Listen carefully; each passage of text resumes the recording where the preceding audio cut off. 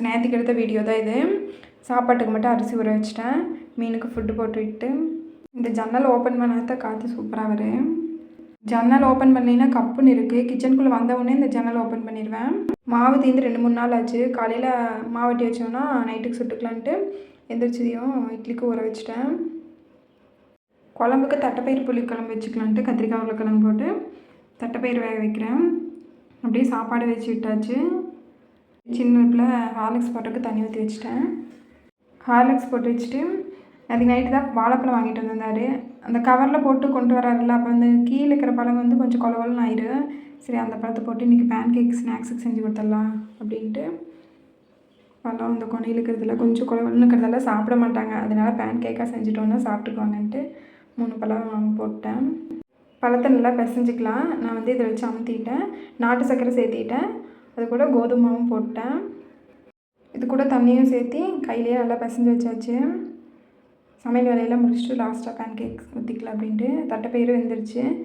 Pan cake செய்யலைன்னா தட்டைப்பயிறு ஸ்நாக்ஸுக்கு கொடுத்து விட்டுருக்கலாம். பழம் வந்து கொலகொலனுக்கு தான் சாப்பிட மாட்டாங்கன்னு சொல்லி அதை பேன் கேக்காக செஞ்சுட்டேன். பாசிப்பயிறு தட்டைப்பயிரெல்லாம் குழம்புக்கு வேக வைக்கும்போது ரொம்ப கொலகொலன்னு வேக வைக்காமல் கொஞ்சம் முன்னாடியே எடுத்துட்டோன்னா உங்களுக்கு ஸ்நாக்ஸுக்கு கொடுத்து விட்டுக்கலாம். லைட்டாக உப்பு மட்டும் மேலே தூவி விட்டுக்கலாம். இல்லை வேகும் போதே கூட போட்டு வேக வச்சுக்கலாம். ஒரே நேரத்தில் 3 அடுப்புலையும் வச்சுட்டேன்.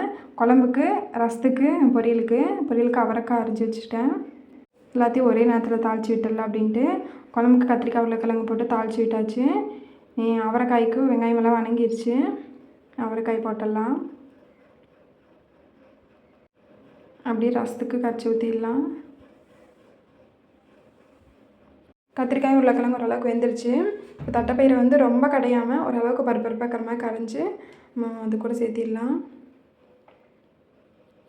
ரசமும் கொதிச்சாச்சு. ரசம் ரெடி. இது அப்படியே கலவரக்கு வச்சுட்டேன். அடுத்து குழம்பு ரெடி ஆகிடுச்சு. பொரியலும் ரெடி ஆகிடுச்சு. இப்போ அதுக்கு 2க்கு தேங்காய் பூ சேர்த்திக்கலாம்.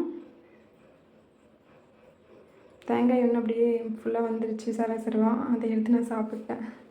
எப்போவுமே நான் சமையல் செய்யும்போது தேங்காய் சரவன்னா சாப்பிடுவேன். எல்லாமே ரெடி ஆகிடுச்சு. தீக்ஷித்து குளிச்சு விட்டாச்சு. சாப்பாடு கொடுத்தன்ட்டு அவன் சாப்பிட்டுக்கிறான். பேன் கேக் ஊற்றிடலாம். பேன் கேக் ஊற்றிட்டேன். பேன் கேக்கு திருப்பி போடுறதுக்கு தோசை திருப்பியில் தான் நான் வீடியோ எடுக்கிறதுக்காக ஃபோனை ரப்பர் பேண்டு போட்டு வச்சுருக்கிறேன். கடைசியில் எடுக்கும்போதே ஞாபகம் வந்துச்சு. அப்புறம் சாப்பாடு எடுப்போம்ல அன்னக்கரண்டி, அதுலேயே திருப்பி போட்டேன். அப்படியே உளுந்து ஊற வச்சிட்டேன் ஆட்டுறக்கு.